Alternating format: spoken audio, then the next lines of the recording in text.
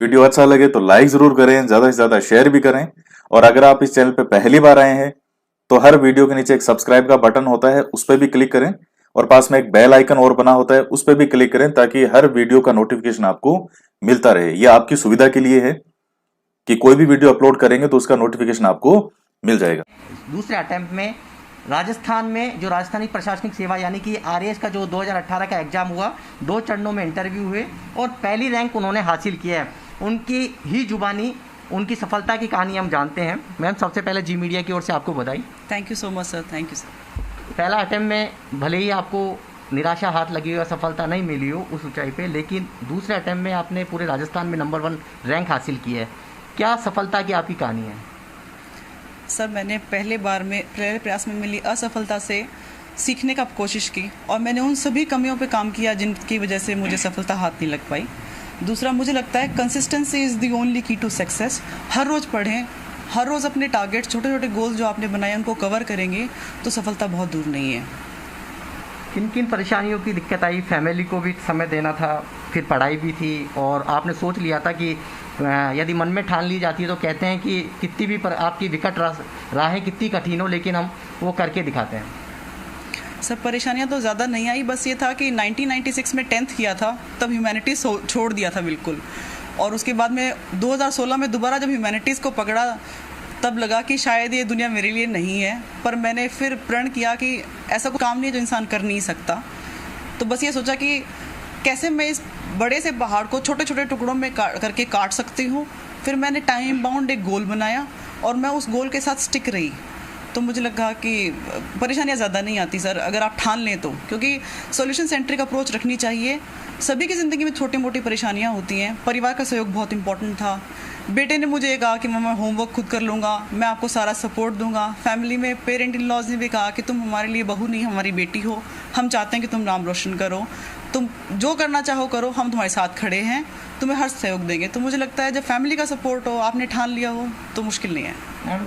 किस विचार से आपने इस आरएएस की डगर को पकड़ा? सर, समाज के लिए कुछ करने की इच्छा सभी के मन में होती है। जैसे हम हमेशा पढ़ते हैं कि इंसान की 5 बेसिक लॉज होती हैं, 5 बेसिक नीड्स होती हैं साइकोलॉजी। उसमें सबसे बड़ी जो नीड है वो सेल्फ एक्चुअलाइजेशन है। कमाने कुछ मतलब करियर शुरू करने के कुछ सालों बाद में महसूस होता है कि धरती पे ऐसे आई और ऐसे चले जाएंगे, उससे अच्छा है कि कुछ करें।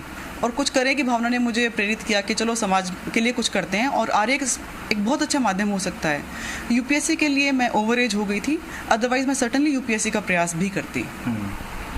कितना पति का सहयोग मिला? प्रोफेसर हैं, क्या पढ़ाई में भी सहयोग मिला? सर, पढ़ाई के लिए तो मैं नहीं कहूँगी क्योंकि वो कंप्यूटर साइंस से हैं, पर हाँ, एक मोटिवेशन, कोऑपरेशन। और जब भी ऐसा होता था कि भर्ती कोर्ट में जाने के लिए फेमस है राजस्थान में, जब भी मोरल डाउन होता था तो ही वॉज ऑलवेज लाइक, तुम चिंता मत करो, तुम्हारा ज़रूर होगा, बस तुम अपना प्रयास जारी रखो। और किसी भी प्रकार की, जैसे मुझे रिसोर्सेज की ज़रूरत हो, चाहे मुझे गाइडेंस की ज़रूरत हो, उन्होंने हमेशा मेरे को ये कहा कि it is available, you go ahead, कभी मुड़ के नहीं देखना है, रिसोर्स क्रंच में महसूस नहीं करना है। तो ऑफ कोर्स ये मेरी रीढ़ की हड्डी है इस मामले में।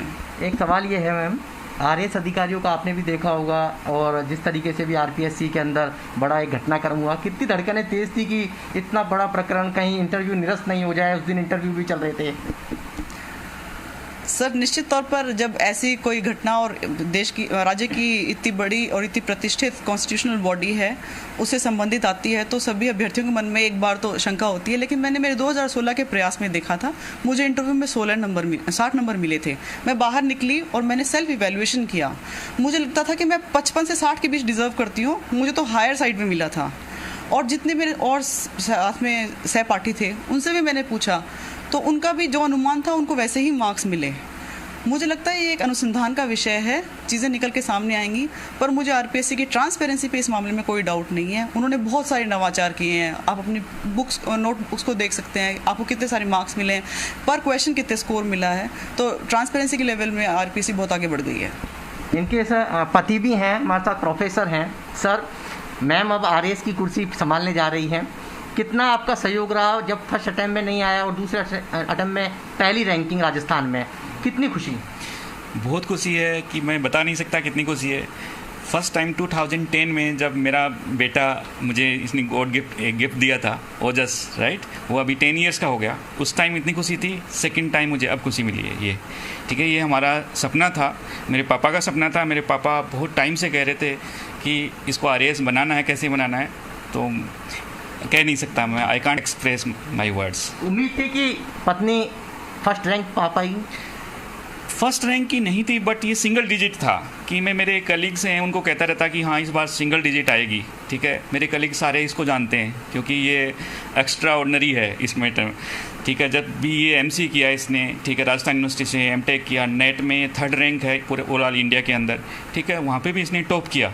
तो मुझे पूरी उम्मीद थी।